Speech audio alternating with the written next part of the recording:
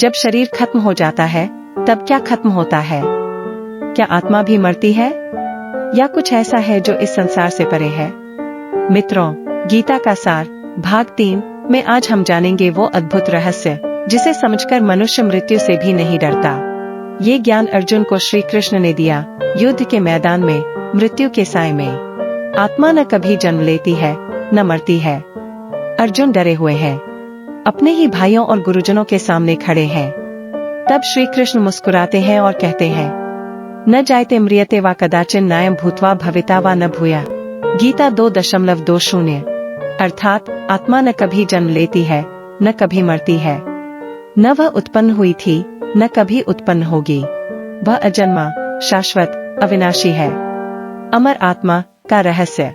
एक समय की बात है, एक राजा मृत्यु से डरता था।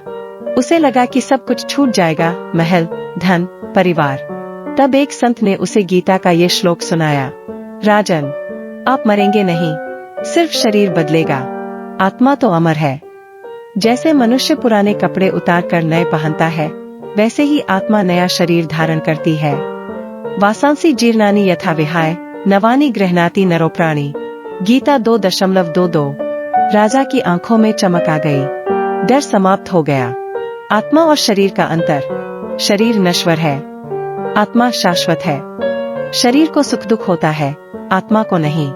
शरीर मृत्यु को प्राप्त होता है, आत्मा कभी नहीं मरती। कृष्ण अर्जुन से कहते हैं, धर्म के लिए युद्ध कर। हे अर्जुन, तुम जिस युद्ध से भाग रहे हो वो अधर्म से भागना है। अगर तुम धर्म के लिए लड़ोगे तो तुम पापी नहीं कहलाओगे।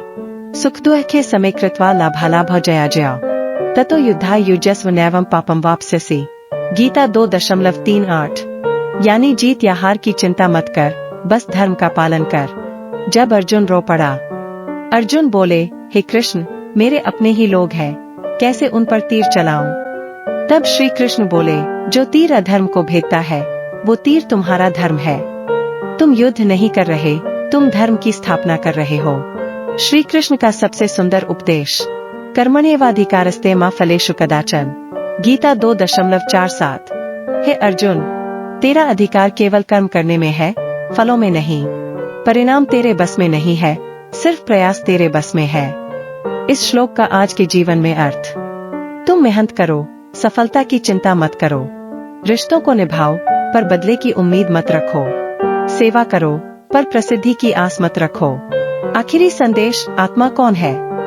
तुम शरीर नहीं हो, तुम नाम, जाति, धर्म नहीं हो। तुम एक दिव्य आत्मा हो जो अनंत है, अजर है, अमर है। श्री कृष्ण उसी आत्मा को पहचानने का ज्ञान दे रहे हैं जिससे मृत्यु भी एक भ्रम बन जाए। अगले भाग में क्या आएगा? क्या आत्मा कर्मों के अनुसार अगले जन्म में जाती है? क्या पुनर्जन्म सच है? भाग 4 में हम जानेंगे कर्म और पुनर्जन्म का रहस्य। तो जुड़े रहिए DEVOTAONAL@VLOGS से, क्योंकि यहाँ हर शब्द भगवान की कृपा है।